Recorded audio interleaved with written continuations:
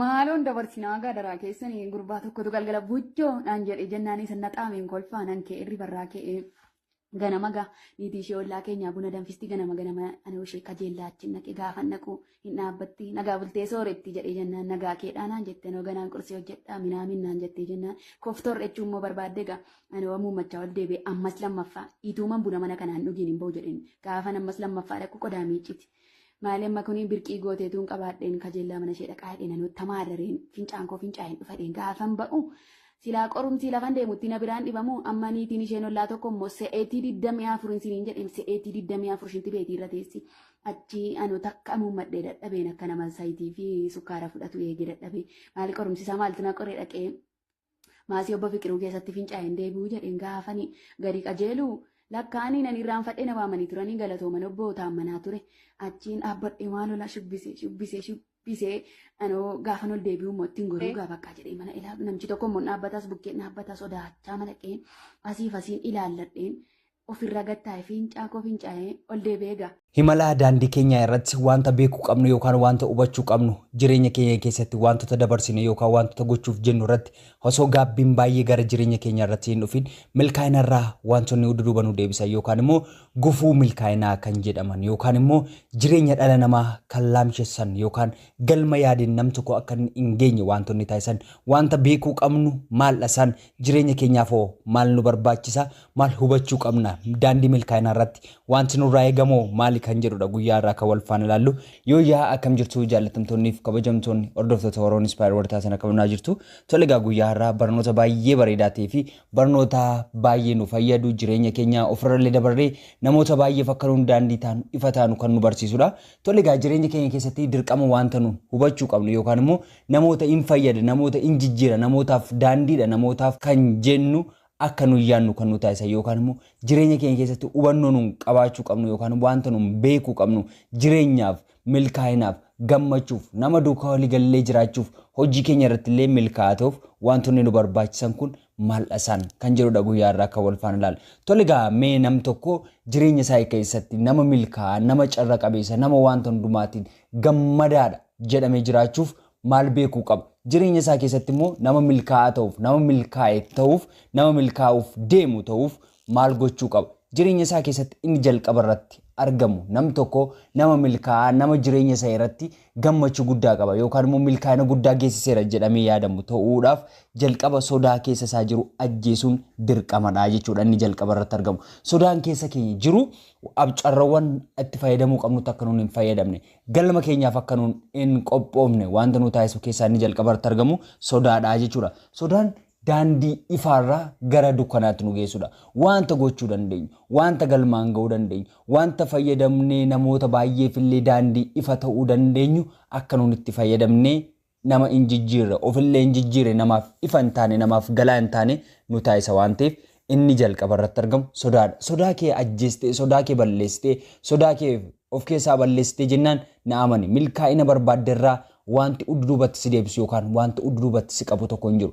Wanta si sodaachisu irra deddeebii yoo raawwatte na amani jireenyi kee gara milkaa'inaatti deemaa deema. Yeroo baay'ee wanta sodaannu maaliif akka sodaannu maal akka sodaannu illee otoo hin beekin carruuwwan argannetti otoo hin fayyadamin hafuutiin jireenya badaa keessa jiraanna waan ta'eef.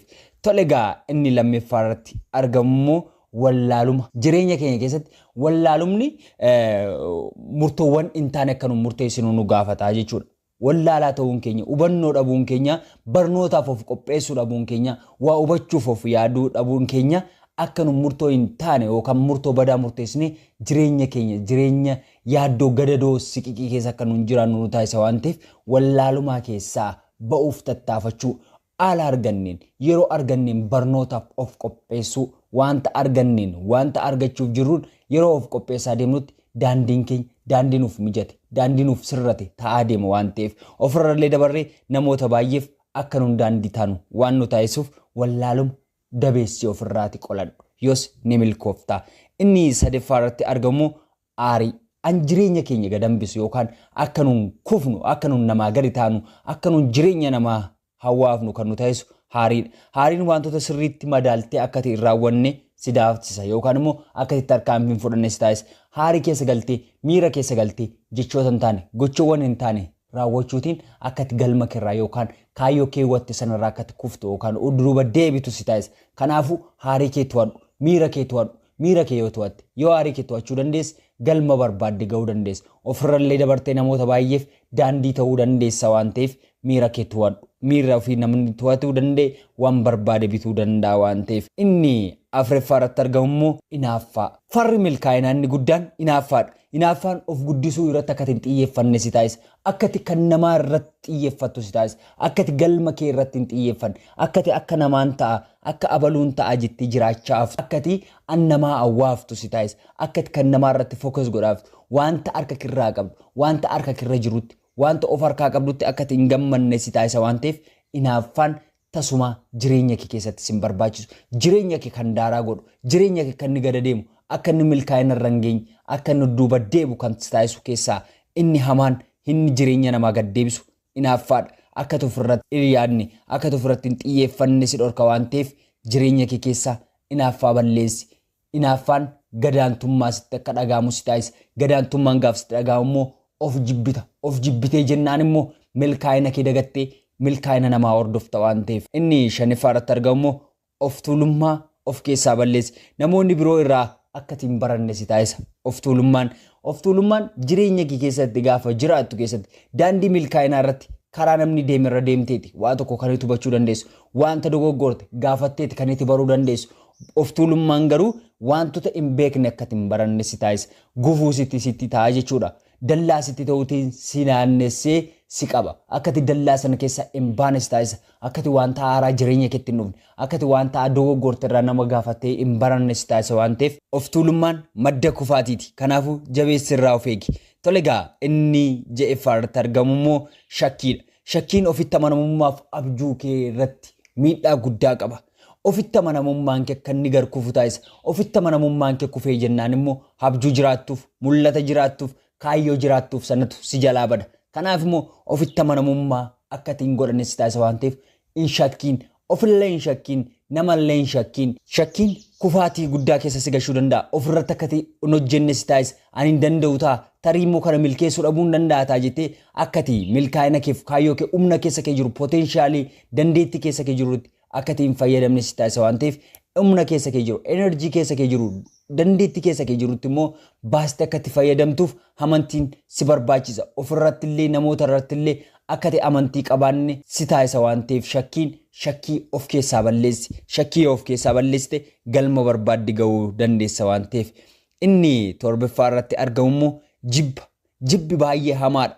Jibbi namoota fooyya'aa akkati hin taane si taasisa. Namoota duukaa akkati waliin galle si taasisa. Jibbi nama fooyya'aa, nama yaadaan bareedaa, nama gochaan bareedaa, nama yaadaan bareedaa akkati hin taane si taasisa jibbi. Yeroo jibba oomishaa deemtutti wantoota ati raawwataa deemtu wantoota hajaa yookaan wanta badaa irratti akkati hundootu si taasisa. Yeroo hundumaa miiraan akkati oofamtu, miiraan akkati deemtu si taasisa. Kun immoo galma ofirraa hodduubatti tarkaanfachuu jechuudha yookaan hodduuba gara galma ofirraa adeemuudha jechuudha. Galma keenyarraa hodduubatti kan nu tarkaanfachiisu yookaan akka nu hodduuba deebinee adeemnu akka nu naannofnee naafnofnee bakkee tokko dhaabbannu nu taasisu waan jiraate keessaa inni jalqaba irratti argamu jibbadha. Jibba keef daangaa tolchi. Jibba keef daangaan tolchitu taanaan siin fudhatee boolla lixuu danda'a waan ta'eef jibba keef daangaa tolchi. Namoonni akkasitti hin amanne si taasisa. Nama sobaa taatennaan, nama sobaa odeessuudha taanaan, nama sobaan jiraatudha taanaan namni kamuu si tuffata. Humna dhabeessa si taasisa, salphaa si taasisa. Namni kamuu siif kabaja dhaba. Siif kabaja dhabuu jechuun immoo milkaa'ina keef gufuu guddaa taatittaa jechuudha. Sobaan gaafa of takaaltutti, sobaan gaafa of marsitutti jireenya kee keessatti wanta duwwaan adeemta waan ta'eef jireenya kee keessaa sobarraa fagaadhu. Milkaa'uu barbaadda taanaan galma yaadde ga'uu dandeessa taanaan sobarraa addaan baate yoo jiraatte galma barbaadde ga'uu ni dandeessa. Tole egaa guyyaa irraa barnoota baay'ee bareedaa ta'e akkan isiniif qabadhe dhufe abdii guddaan qaba. Barnoota biraan hanga walitti deemnutti turtii gaarii isiniif hawwa. Yoo isinitti tolee ta'e like, share, subscribe gochuun maatii keenya ta'uu ni dandeessu. Turtii gaarii.